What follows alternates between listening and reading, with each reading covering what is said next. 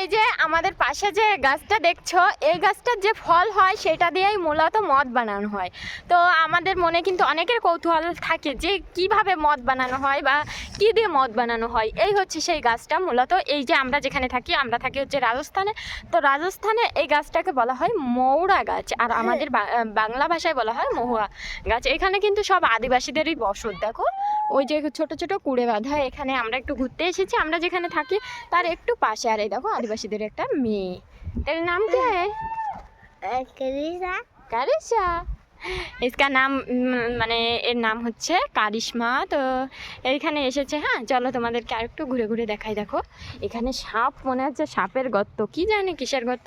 তো এই যে এই গাছটার ফল মানে মদ বানায়, মদের মানে সব থেকে দামি ফল এটা। তো মদ বানানোর জন্য যেটা বিশেষ করে প্রয়োজন হয়, এই যে গাছটা দেখছো, তো এই ফলগুলো কিছুদিন আগে পড়ে গেছে, তারপর নতুন পাতা জন্মেছে। আর যখন কিন্তু এই গাছটায় ফলগুলো ছিল, হ্যাঁ বাবা, হ্যাঁ যখন এই ফলগুলো ছিল না, তখন এখানকার লোক কী করে জানো, এই যে ছোট ছোট বাচ্চাদের দেখছো, এই যে এরা কিন্তু এই ফলগুলোকে কুড়িয়ে তারপর হচ্ছে 40 টাকা কিলো দরে বেচে। হ্যাঁ বিক্রি করে তারপরে এটা দিয়ে এরা যা খুশি তাই খায়। আর এইটা দিয়ে বাইরে হচ্ছে মদ বানানো হয়। হ্যাঁ মদ বানিয়ে তারপর বিক্রি করা হয় অনেক দামে, যেটাকে বলে দেশি মদ। হয়তো তোমাদের মনে অনেকের কৌতূহল থাকে যে মদটা আসলে কিভাবে বানায়।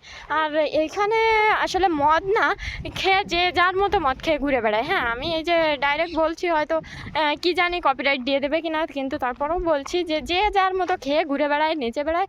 মানে বিয়ে হবে তাও খেয়ে দেয়ে নেচে মোটামুটি যা করবে, তোমাদের কি বলবো। এই দেখো সেই মেয়েটা কি করছে, দেখো ওখান থেকে দৌড়াচ্ছে। যাই হোক, তোমরা অনেকে এই গাছটা চিনতে না, তো ভাবলাম যে তোমাদেরকে একটু চিনিয়ে দেওয়া যাক, তাই না? যাই হোক, আর অনেকে আমার হেয়ার কাটিংয়ের কথা বলছো। হেয়ার কাটিং হবে তার আগে একটা ভিডিও 100টা শেয়ার দাও। কেননা আমি এইটা কেন বলছি, আগে একবার আমি তোমাদের রিকোয়েস্টে আমার হেয়ারটা অনেকটা কেটে দিয়েছিলাম, কিন্তু আমার সেই তুলনামূলকভাবে আমি কোনো মানে ফল পাইনি। তো সেজন্যই বলছি।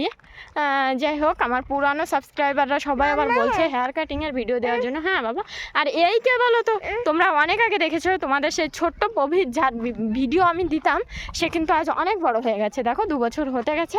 যাই হোক, আমি 1 বছর আগে, এখন দেখো এখান থেকে চলে যাব। আর এই দেখো এই ক্ষেতটা একটু দেখিয়ে নিয়ে যাই। এই যে কত বড় ক্ষেত দেখেছো এখানে। আর যাই হোক, দেখা যাচ্ছে না তেমন একটা, কি হয়েছে কে জানে, ক্যামেরাটা মুছতে হবে। এ দেখো এখানকার, বাবা দেখো এখানে গর্ত করে রেখেছে, কিসের গর্ত কে জানে। দেখো কত মৌরা গাছ, মৌরা বলতে সেই মহুয়া গাছ অনেক এখানে, কিন্তু চারিপাশে দেখো এখানে আছে ওখানে আছে অনেক গাছ। হ্যাঁ যাই হোক, অনেক গাছপালা অনেক আছে। এখন আমরা বাড়ির দিকে রওনা দিব। বাবা চলো আমরা বাড়ি যাই। তো বাড়ির দিকে রওনা দিচ্ছি। তোমাদের যদি ভিডিওটা ভালো লাগে, আমাকে যদি ভালো লাগে, অবশ্যই সাবস্ক্রাইব করে দিও চ্যানেলটা। আর কমেন্টে মতামত জানিও, যে অনেকে মতামত জানাচ্ছে, তারপরেও জানিও। আমি তোমাদের রিকোয়েস্টে ভিডিও তৈরি করার চেষ্টা করব। ধন্যবাদ সবাইকে।